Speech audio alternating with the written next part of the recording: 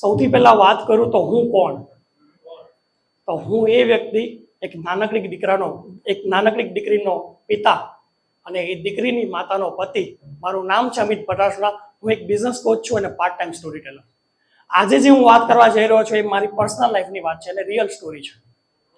Golden moment of our life, સોનેરી પળો.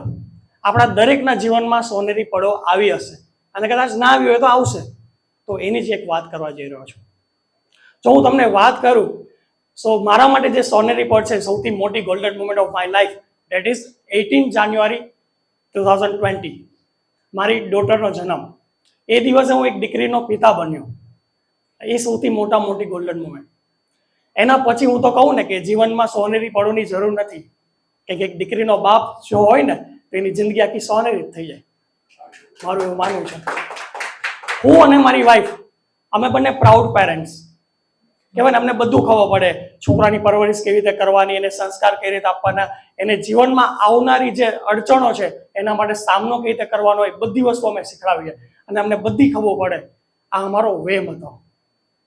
એ 2 વર્ષ પહેલા તૂટ્યો. તો એ વાત હું તમને કહીશ. 2 વર્ષ પહેલાની વાત હતી. 15 દિવસ પછી મારી ડોટર એટલે કે રીવાની સ્કૂલ ચાલુ થવાની હતી ને 15 દિવસનો ટાઈમ હતો. એટલે મારા અને મારી વાઈફ પાસે 15 દિવસનો ટાઈમ હતો મારી ડોટરને પ્રિપેર કરવા માટે, મેન્ટલી અને ફિઝિકલી, કે તારે હવે સ્કૂલે જવાનું છે. એટલે સવાર, બપોર અને સાંજ એક જ વસ્તુ, રીવા હવે તું સ્કૂલે જશે, ત્યાં તું નવા ફ્રેન્ડ્સ બનાવશે, તને ત્યાં મજા આવશે, તને ત્યાં ગેમ્સ રમાડશે, વાવ યે, તને સ્કૂલે મજા આવશે. આવી રીતે કાલીવાલી ભાષામાં એને સવાર, સાંજ, બપોર એવી રીતે સમજાવતા રહ્યા. અને 15 દિવસે અમને શાંતિ થઈ કે હાશ, અમે અમારી જવાબદારી પૂરી કરી અને હવે રીવા સ્કૂલે જશે. શું લાગે પહેલા દિવસે શું થયું હશે? અમારા 15 દિવસની મહેનતનું પાણી થઈ ગયું. રીવા ખૂબ રડી. એ દિવસે મારી એક ઇમ્પોર્ટન્ટ મીટિંગ હતી એટલે હું મૂકવા ના જઈ શકો. મારી વાઈફ મારી ડોટરને મૂકવા ગઈ. જેમ જેમ સ્કૂલ નજીક પહોંચે એમ મારી ડોટરની આંખો વધારે ભીની થાય અને જેવા સ્કૂલ પર પહોંચ્યા એટલે નાના એવા ગળામાંથી મોટો અવાજ નીકળ્યો અને મોટેથી રડવા લાગી મારી ડોટર. એ છે રીવા. આવતી વખતે રિટર્નમાં મારી વાઈફનો મારા પર ફોન આવ્યો. પહેલી વાર મારી ઢીંગલીને આટલી બધી રડતી જોઈ મારી વાઈફને પણ રડવું આવી ગયું. એનું હૈયું પણ છલકાઈ ગયું. એને ખૂબ ચિંતા થતી હતી કે આપણી ડોટર બહુ રડી છે આજે. હું ખરેખર કહું ને તો હું થોડોક વધારે પ્રેક્ટિકલ. મને મારી ડોટરની ચિંતા કરતાં ટીચર્સની ચિંતા થતી હતી કે મારે તો એક જ બાળક છે, ટીચર આવા 100 બાળક સમજવાના છે. તો મને એ ચિંતા થતી હતી. પછી મને ખબર પડી કે ફીસ આટલી છે એટલે ચિંતા પાછી મને થઈ, ઓહો આટલી બધી ફીસ. તો આ રીતે અમે ચિંતાની આપ લે કરતા રહ્યા અને બીજો દિવસ આવી ગયો. જનરલી કેવું હોય, તમને બધાને ખબર જ હશે કે પહેલા દિવસે બાળક રડે, બીજા દિવસે એટલા બધા ના રડે. તો અમને પણ એવું હતું કે બીજા દિવસે તો શું રડશે, પણ બીજા દિવસે તો જમીન આસમાન એક કરી નાખ્યો. બહુ રડી કે હું પણ મૂકવા ગયો હતો, મારી ફીસ પે કરવાની હતી એટલે. તો આ રીતે હું મૂકવા ગયો અને ત્યાં હું જોઉં છું તો જમીન આસમાન એક કરી નાખ્યા અને એની આંખોમાંથી શ્રાવણ ભાદરવાની જેમ વરસાદ વરસતો હોય રીતે આંસુ વહી રહ્યા હતા. રાડો પાડે, બૂમો પાડે અને જવાની જીદ ના કરે. કેમ ખબર છે? પહેલા દિવસે તો એને કન્ફ્યુઝન હતું કે સ્કૂલમાં મજા આવશે કે નહીં મજા આવે.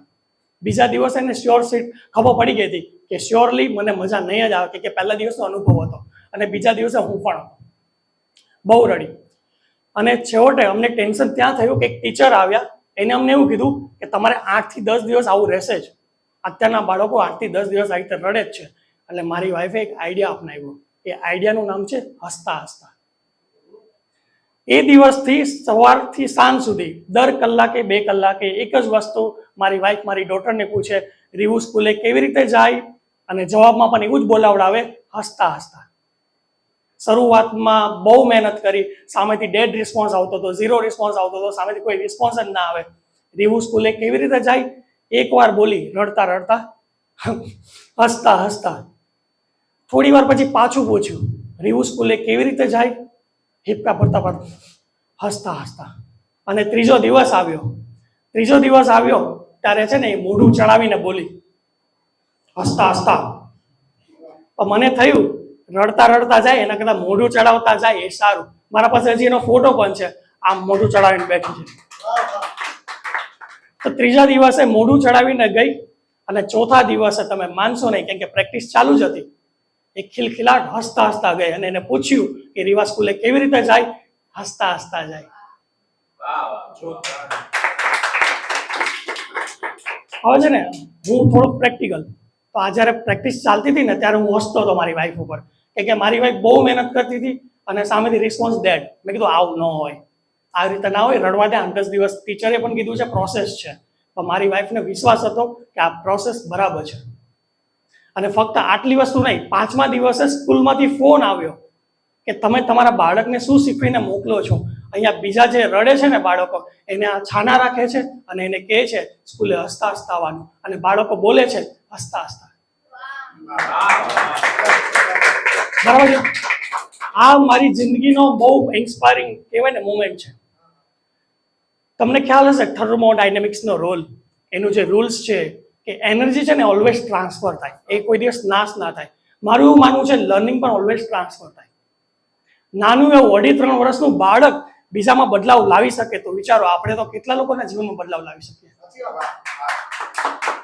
અને આ મારી જીવનનો સૌથી અગત્યનો બનાવ કેમ છે ખબર છે કે શરૂઆત તો હજી થઈ જ નથી સ્ટોરીની, શરૂઆત હવે થશે.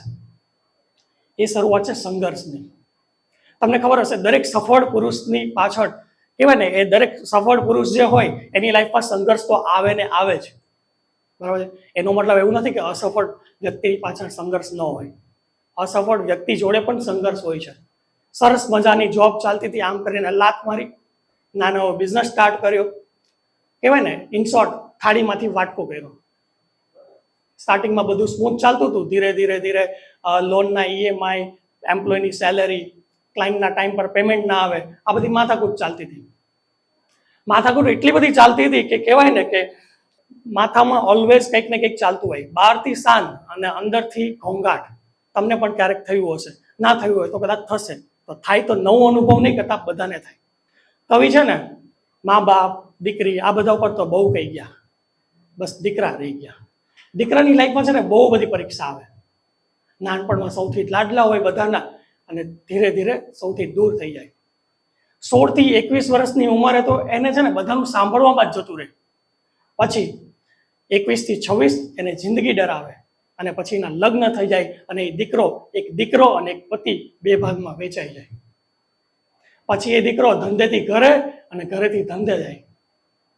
બહુ વર્ષો પહેલા રાડો નાખવા વાળો દીકરો અને મસ્તીથી મોજમાં રહેવા વાળો દીકરો આજકાલ ચૂપ થઈ જાય. તો આવી જ પરિસ્થિતિ હું ઝૂંઝતો હતો. અને એક સમયે સવારના સમયે હું ઓફિસ જવા માટે નીકળતો હતો. માથામાં બહુ બધો ઘોંઘાટ ચાલતો હતો, બહાર બહુ શાંત વાતાવરણ હતું. ઘોંઘાટમાં એ જ બધી વસ્તુ, EMI, રેન્ટ, લોન, ક્લાયન્ટના પેમેન્ટના ફોલો, કહેવાય ને, અને થોડા ઘણા ફેમિલીના પ્રોબ્લેમ્સ. ખાલી રડવાનું બાકી હતું. અને મેં નક્કી કર્યું હતું રડીશ તો નહીં જ, કે સમાજની દ્રષ્ટિએ ખબર છે કે પુરુષ જ્યારે રડે ત્યારે એને કમજોર ગણવામાં આવે છે. આ સમય દરમિયાન મારી ડોટરે એક વસ્તુ ઓબ્ઝર્વ કરી. કહેવાય ને કે ફેસ પર એક્સપ્રેશન તો આવી જ જાય. તો મારી ડોટર સોફા પર બેઠી હતી, એને સ્કૂલમાં જવાની હજી વાર હતી. સરસ મજાનો રેડ કલરનો અને ક્રીમ કલરનો યુનિફોર્મ પહેર્યો હતો, 2 ચોટલા વાળ્યા હતા, અને ગળામાં 4 ઘૂંટડામાં પૂરી થઈ જાય એવી બોટલ હતી સરસ મજાની. એને બૂમ પાડીને મને કીધું, પપ્પા. એટલે આવી પરિસ્થિતિમાં કોઈ પણ વ્યક્તિને કોઈ બોલાવે, નાનું બાળક, તો પાછળ ફરીને જોવે જ. અને મારી ડોટર જનરલી છે ને ડેડી, એમ્સ, પોપ્સ એવી રીતે મને બોલાવે, હુલામણા નામે. એ દિવસે મને પપ્પા કહીને બોલાવ્યું. એટલે કહેવાય ને રણ પ્રદેશમાં વરસાદ વરસ્યો એવું ફીલ થયું. અને હું પાછળ ફરીને ઊભો રહ્યો. એ છે ને 180 ડિગ્રી હાથ ફેલાવ્યા અને 120ની સ્પીડે મારી સામે દોડતી આવી. જેટલા ડગલા એના મારા પાછળ આગળ આવતા હતા એટલી જ હાર્ટબીટ મારી વધતી હતી એવું મને ફીલ થયું. અને છે ને હું ની ઉપર બેસી ગયો આવી રીતે, કેમ કે સામેથી એની હાઈટ એ રીતે હોય. પછી મેં એને ગળે મલાવી દીધી. જ્યારે મને ગળે મળી, સરસ મજાની ગાલમાં વાલી કરી અને મને કાનમાં કીધું, પપ્પા, હસતા હસતા.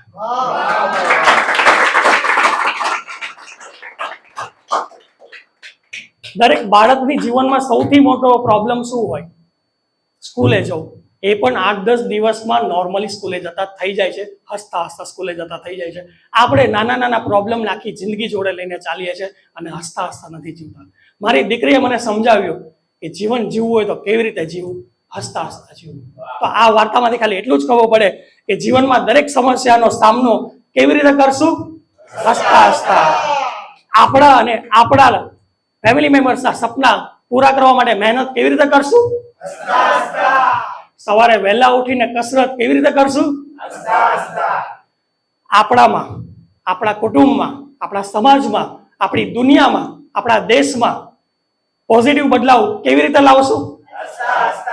થોડું રડવું આવે ત્યારે થોડું રડી લેશું, પણ જિંદગી કેવી રીતે જીવશું? Thank you so much. My name is Amit પટાસરા.